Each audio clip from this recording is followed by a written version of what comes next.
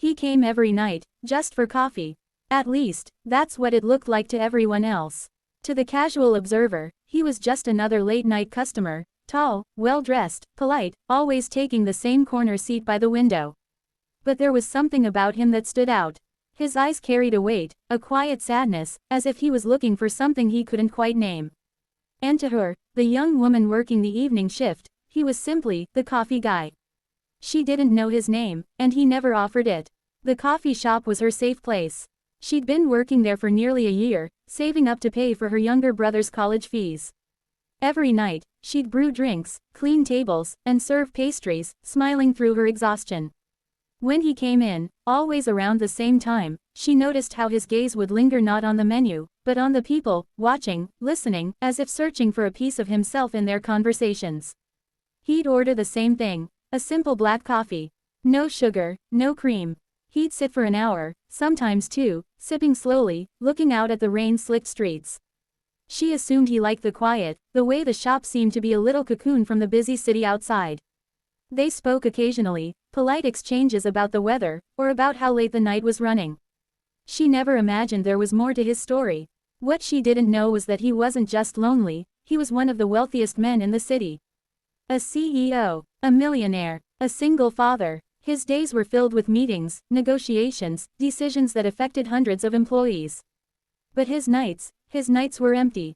His young daughter was away at boarding school, and after losing his wife years ago, the house had grown too silent. The coffee shop had become his refuge, a place where no one knew his name, where he could just be another face in the crowd.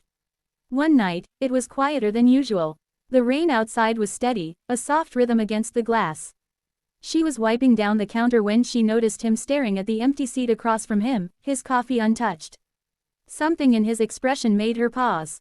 She walked over, holding a fresh cup. "On the house," she said, setting it down. "Looks like you could use a refill."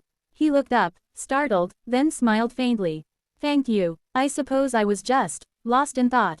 She didn't press him, but something about the moment opened a small door between them. From then on, their conversations grew longer. She learned he had a daughter, that he loved to read, that he used to travel a lot for work. He learned she was working 2 jobs, that she dreamed of opening her own bakery one day, that her brother was the reason she kept pushing through. Weeks turned into months, and his visits became a comforting rhythm in both their lives. She started saving him a seat near the window. He started bringing little treats for her to try, rare chocolates, pastries from bakeries across town. He'd watch her reaction, smiling when she closed her eyes in delight. One evening, as she cleared his table, she noticed a sketchbook tucked beside his coffee cup. Curiosity got the better of her. "You draw?" she asked. He hesitated, then turned it toward her. Inside were delicate pencil sketches, landscapes, city streets, and one drawing that caught her breath. It was her, standing behind the counter, a faint smile on her face, her hair tucked behind her ear. "I hope you don't mind," he said softly. "Sometimes, I draw things that make me feel less alone."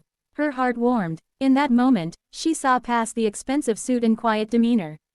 She saw a man carrying grief, loneliness, and longing, but also a man capable of deep tenderness.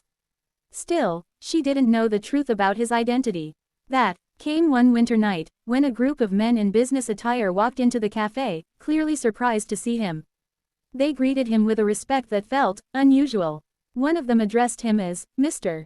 Hale, and in the exchange that followed, she pieced together that this was the same Mr. Hale whose face had been in newspapers, whose company was worth millions. When the men left, she approached him with a teasing smile. "So, coffee guy is actually CEO guy." He chuckled. "I was hoping you wouldn't find out. I liked being just me here." She didn't treat him any differently. And that, more than anything, made him keep coming back. As winter gave way to spring, something shifted. He began inviting her to walk with him after her shift. They'd stroll through quiet streets, talking about everything and nothing. One night, he told her about the first time he'd come to the cafe, how he'd been driving aimlessly, searching for a place where the world felt softer. "You made it that place," he said quietly. "You didn't know it, but you did." It was then she realized that somewhere along the way, their lives had intertwined. Her days felt lighter knowing he'd be there each night. His nights felt warmer knowing she'd greet him with that tired but genuine smile. The turning point came when his daughter visited for the weekend. He brought her to the cafe, introducing her as Lily. The little girl instantly warmed to her, and they spent the afternoon decorating cookies together in the shop's kitchen. Watching them, he felt something he hadn't felt in years, a sense of home. Months later, as they closed the cafe together one evening, he finally said the words he'd been holding back. "I don't just come here for the coffee. I come here for you." She looked at him, her heart beating fast.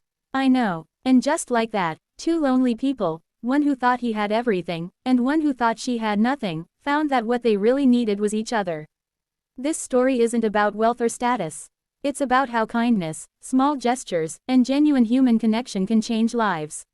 Sometimes, the simplest moments, sharing a cup of coffee, listening to someone's story, can bridge worlds apart.